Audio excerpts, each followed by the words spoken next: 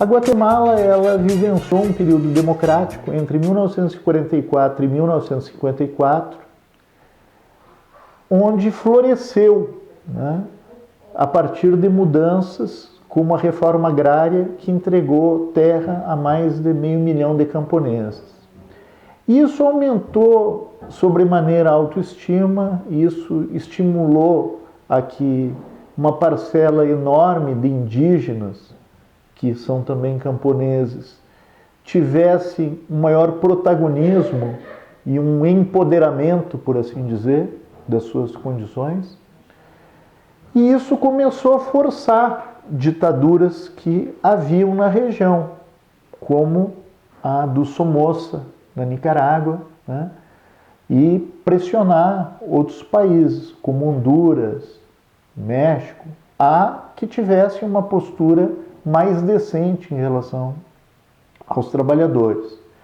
E isso incomodava particularmente os Estados Unidos, porque, em primeiro lugar, tendia, ao atender os interesses dos seus trabalhadores, atingia grandemente e gravemente os interesses da United Fruit Company, uma companhia bananeira responsável, praticamente dona daquele quintal. Como a United Fruit Company tinha um poder grande também sobre o Departamento de Estado norte-americano, sobre as relações internacionais e sobre a CIA, porque constava na folha de pagamento da United Fruit tanto os irmãos Dulles, um do Departamento de Estado, né, e outro vinculado à CIA, houve um planejamento para que esse país fosse invadido e que houvesse uma regressão das conquistas econômicas, políticas e sociais.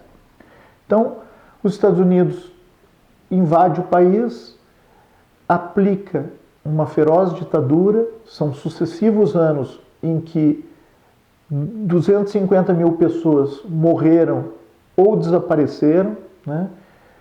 O país se converte num campo de prova e de extermínio para os Estados Unidos e para Israel, que Israel chega a montar, inclusive, dentro da Guatemala, uma fábrica para produzir armamentos.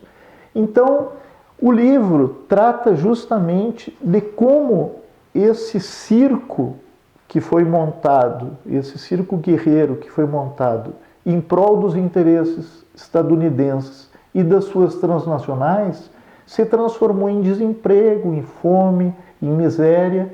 Hoje nós temos um índice de sindicalização de apenas 2%, né? Na rede privada é de 1,6%.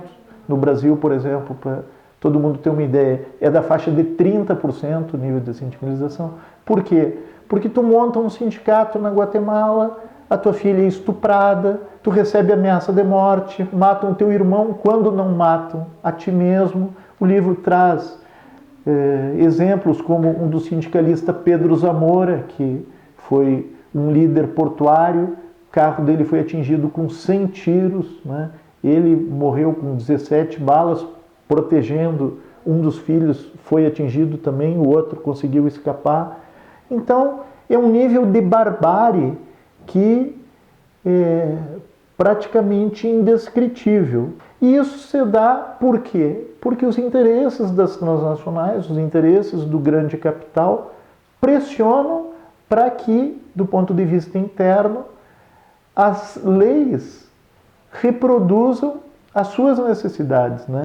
Essa resistência guatemalteca, ela provocou uma ira, por assim dizer, dos Estados Unidos, porque jogou num novo patamar a relação entre os países.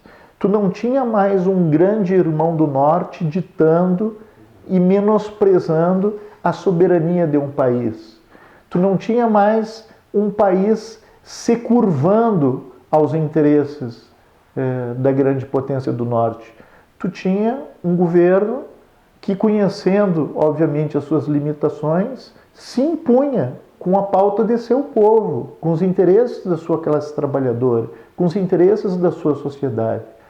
E tentava afirmar uma relação soberana. Isso, obviamente, teve reflexos no conjunto da América Latina na medida em que aquilo representava, num período de Guerra Fria, onde nós tínhamos uma sucessão de governos inteiramente alinhados com Washington, qualquer um que não rezasse na cartilha do Tio Sam era interpretado como imediatamente vinculado ao bloco soviético e, como tal, era destratado. Então, o livro ele traz um relato bastante sintético, mas abrangente, do que significou essa intervenção dos Estados Unidos para a região e para o conjunto da América Latina.